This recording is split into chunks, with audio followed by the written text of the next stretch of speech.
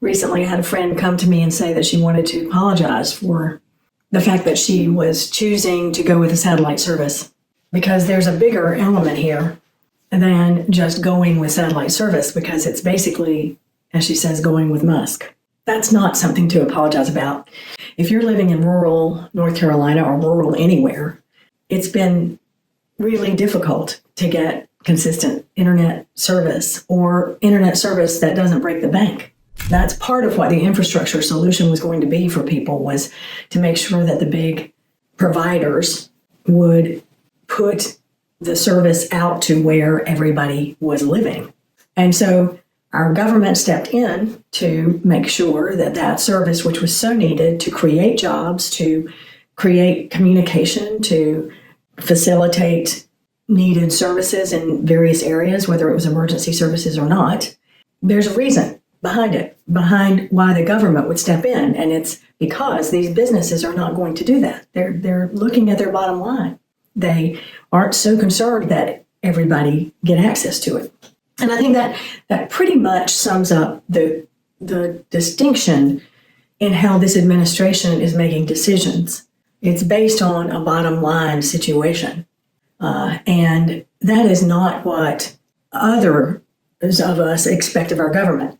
We expect our government to take care of the most among us, of the least among us, and the most among us in an equitable way.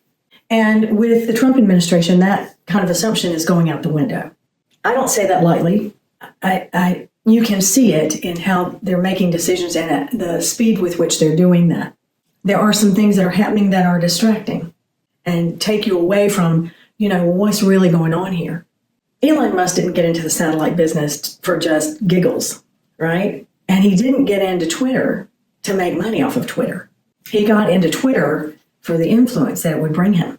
And that influence then parlays into agreements and contracts with people all over the world. We've known for a long time that the way to influence people, of course, was through the media. Many years ago, I don't remember exactly when, but Fox News came to be, and it became more of an influencing thing rather than an informative thing. What we're dealing with now is some folks who have more money than they have anything else, right? Are still interested in making more of that money, hanging on to that money because it means influence and it means power. What is money really? I mean, we made up this construct of this piece of paper is worth a certain amount. And when it has a different number on it, it's worth a different amount. And basically, we made it all up. So what I'm trying to say is that we are participating in this idea that we all need to communicate, and we all need to communicate rapidly, and we all need to communicate right away. There are some who say that we were not able to communicate in this way lately because there are people who want to own the communication lines so that they can therefore control the dialogue, so that they can therefore influence more people, so they can therefore own more, so that they can therefore gain more power. You get the picture. But owning the media or owning a media outlet has become very popular as a way of gaining power and influence and more money. So when you see our president disparaging one network or another network, it's not just about what they're saying. It's also about elevating the media outlets he has influence over and therefore gaining more power. So look at it from that sort of strategic place with me when we look at satellite technology. All right. Elon Musk and a few of his friends, Peter Thiel being the one that comes the quickest to mind, Andreessen, Zuckerberg, they're all in that same kind of group.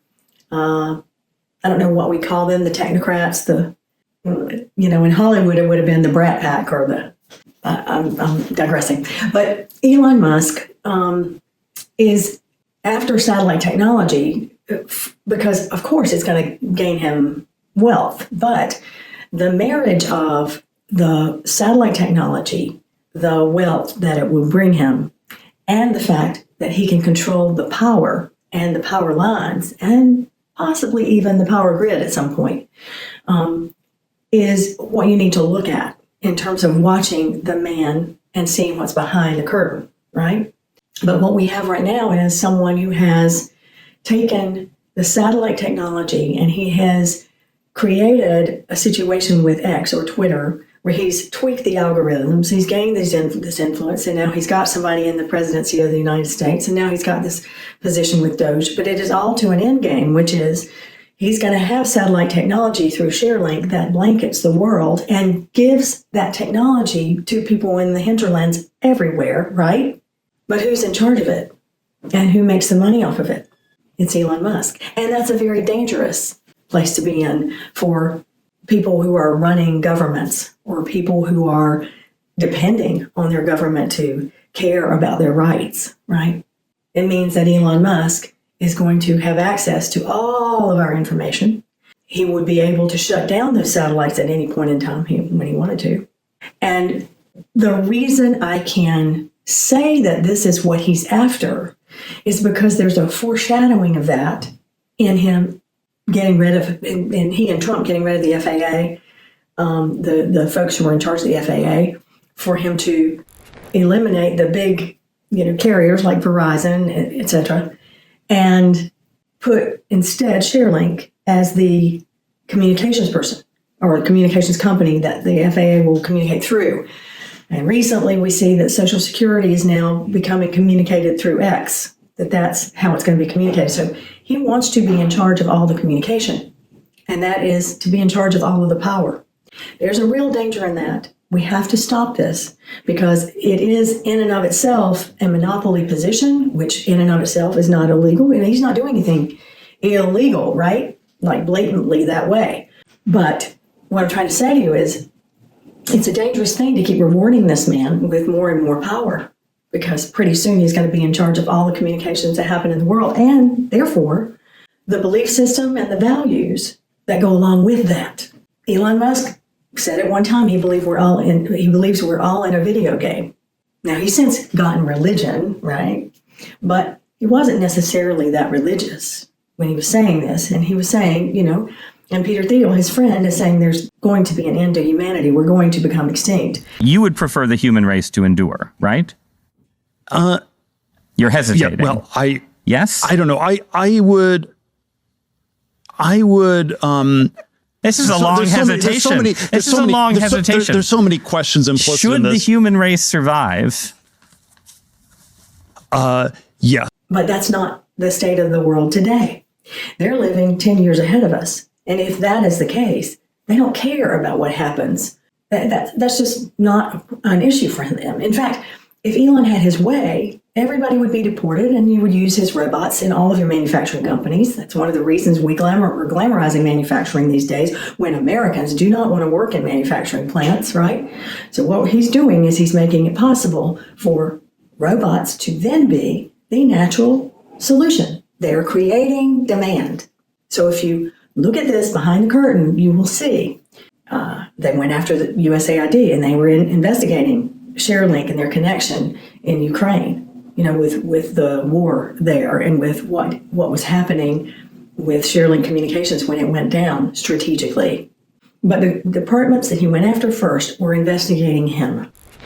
What do USAID, the FAA, the Labor Board, the EPA have in common?